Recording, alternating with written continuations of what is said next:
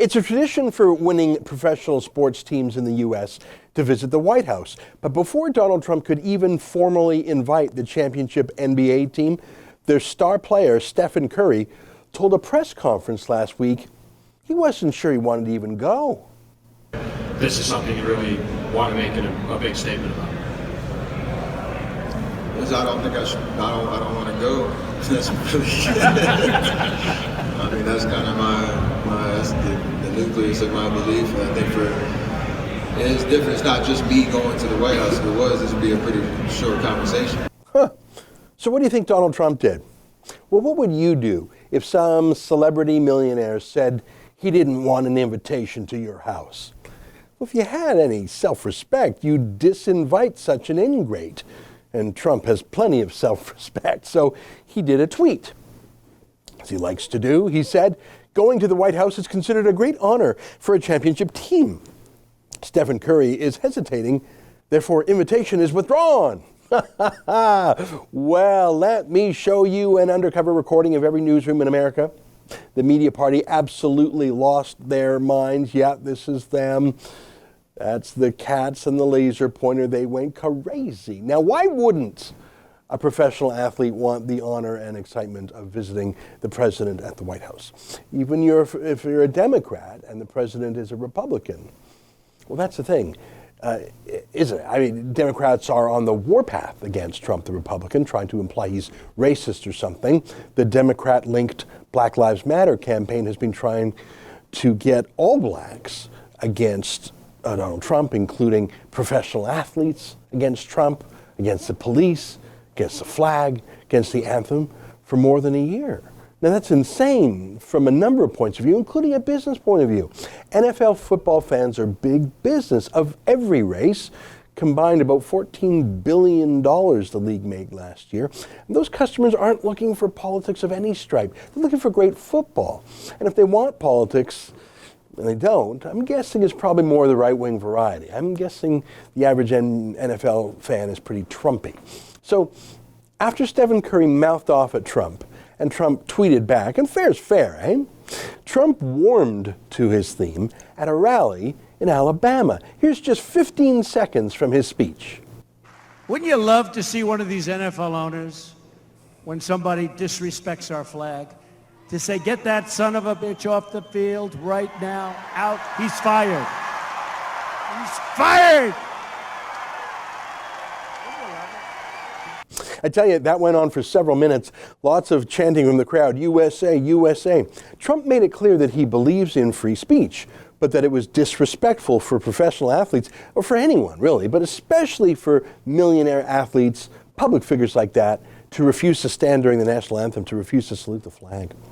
That whole thing really got started, though, with this guy, Colin Kaepernick, who played professional football for the San Francisco 49ers last year. He's a gazillionaire, of course, top 0.001% measured by income. It wasn't always this amazing for Kaepernick. His biological mother was a teenager when she had him.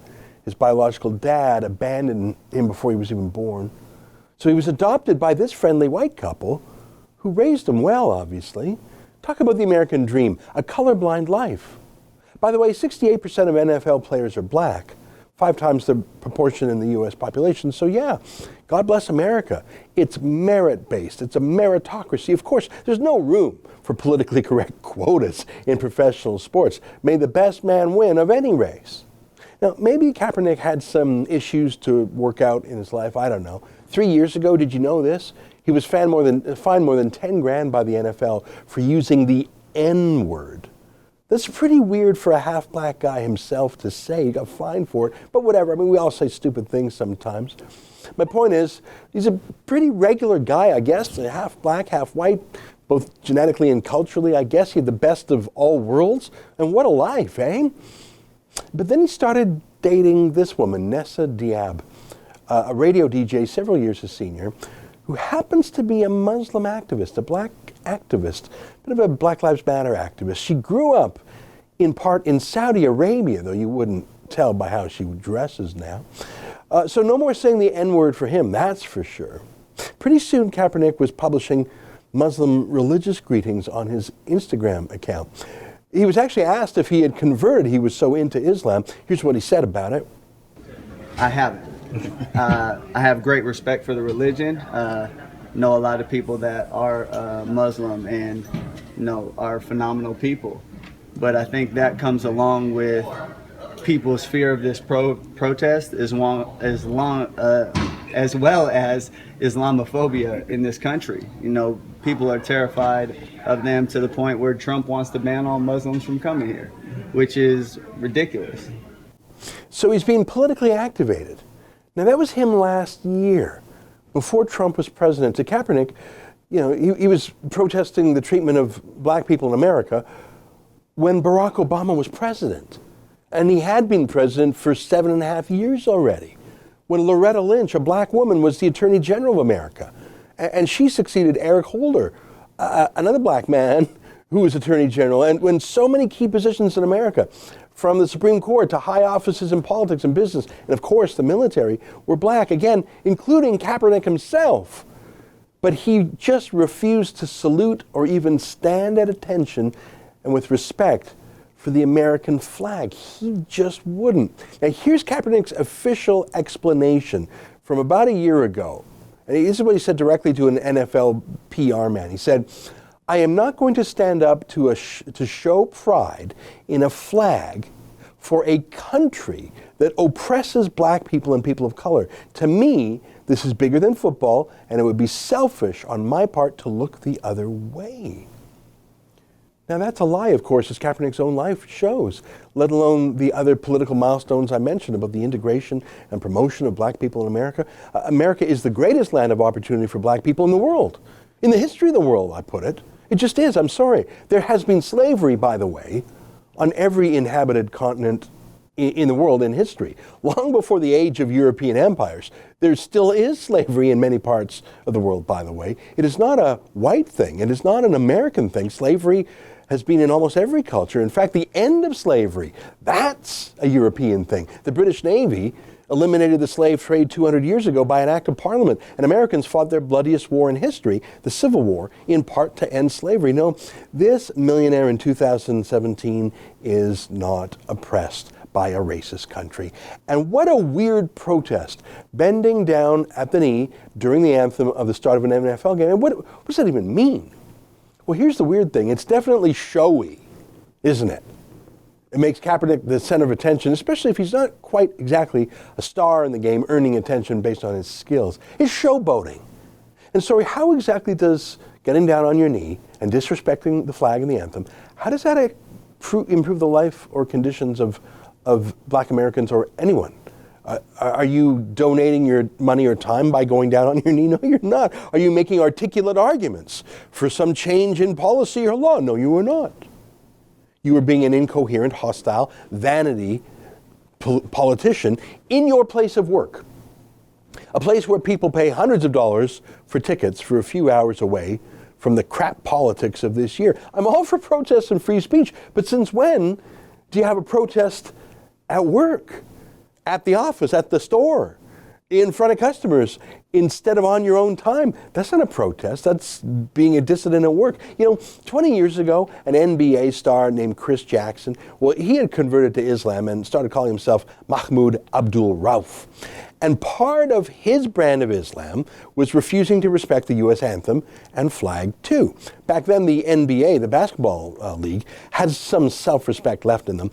And the league actually started fining Abdul Rauf $31,000 every time he refused to stand for the anthem. Oh, that got his attention. Now, eventually they came to a compromise with him. Abdul Rauf agreed that he would stand quietly with his eyes closed and he could pray to himself. Needless to say, Abdul Rauf's career wasn't that long.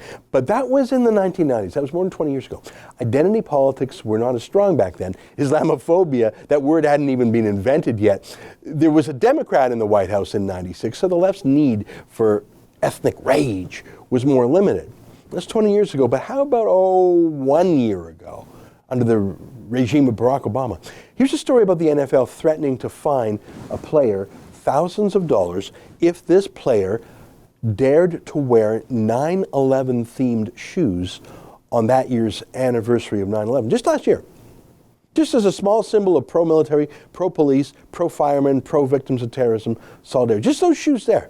No way. The league banned him from doing that, saying it was too political. But a bunch of guys refusing to stand for the anthem in a showboat? Oh, that's no problem, apparently. Here's the thing, though. And this is what Trump's white liberal enemies in the media party don't get. And this is that cats chasing the laser pointer analogy that I mentioned earlier. I don't know if that analogy worked. Trump must have made 10 tweets in the last week about this NFL thing, because the whole world sees it's the institutionalization of anti-American sentiment in a place where that has no place, in the NFL.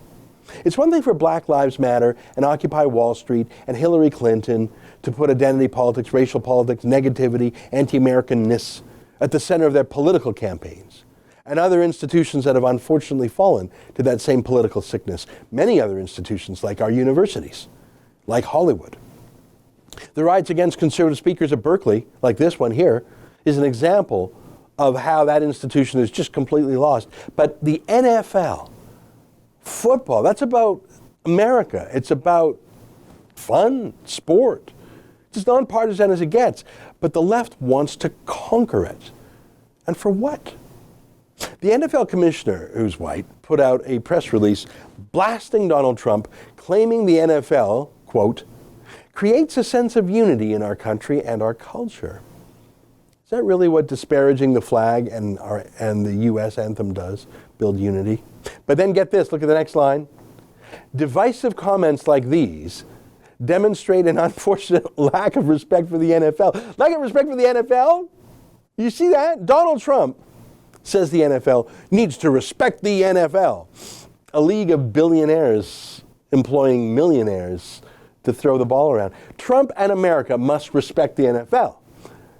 Not a word about what the league has to respect in the way of the United States and its symbols. So tone deaf. No wonder NFL ratings are tanking.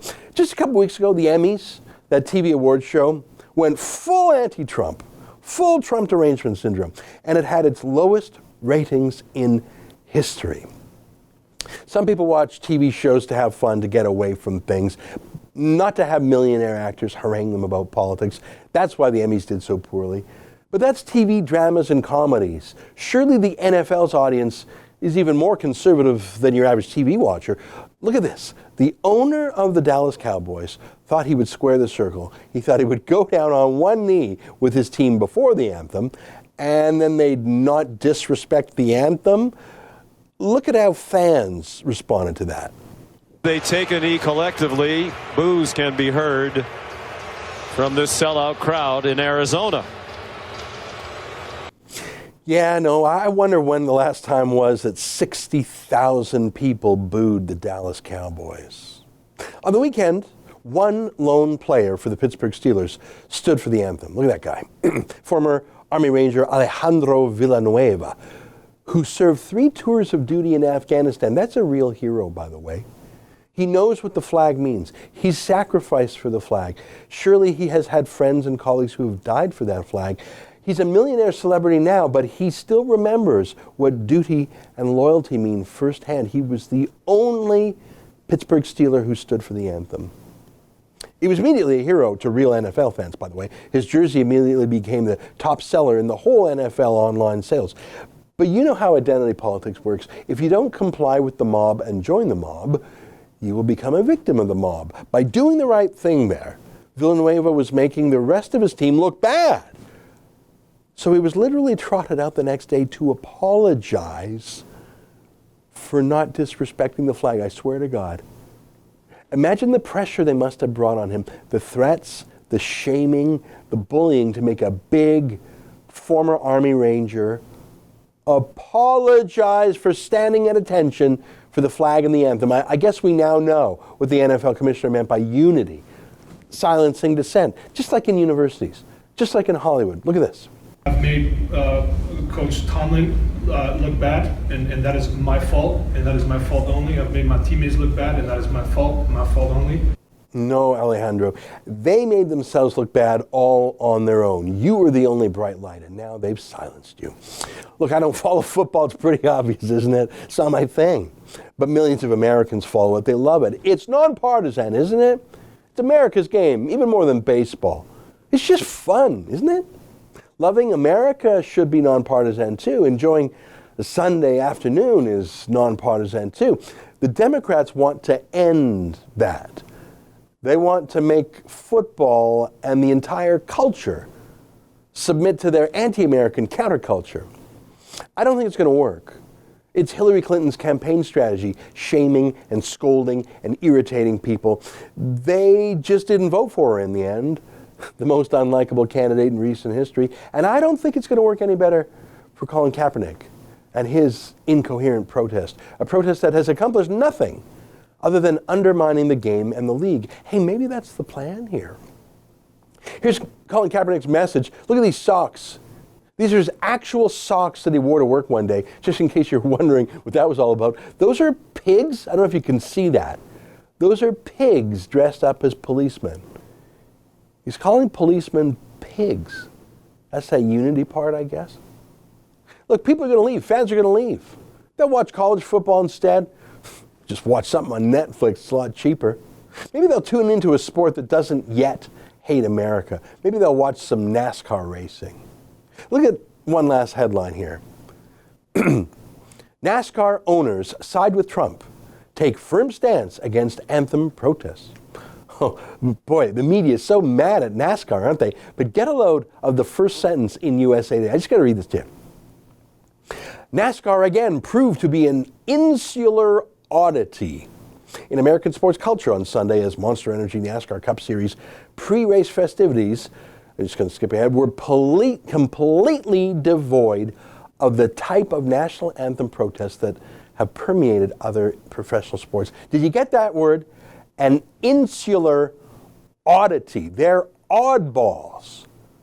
So not protesting against your own country, not hating your flag, not sitting down for the anthem, that's being an oddball. Yeah, right. This is coming from the same media party that swore Hillary Clinton had a 98% chance of winning the election. Yeah. NASCAR isn't the oddity here, actually, and neither is Trump, actually. The flag is not an oddity, nor is the anthem. Loving your country, whether you're an American or a Canadian, is not an oddity. It is natural. It's countercultural leftists in the media who somehow think overpaid millionaires who work just 16 days a year and their terrified, panicky billionaire bosses are the ones to bet on over the flag itself. That's an excerpt from my daily TV show, The Ezra Levant Show. Normally it's behind a paywall, but I thought you'd like this video, so we put it on YouTube. If you want to subscribe to watch the daily show every day, including always 2 interviews a day, and I read my hate mail, just click on this screen and become a premium member.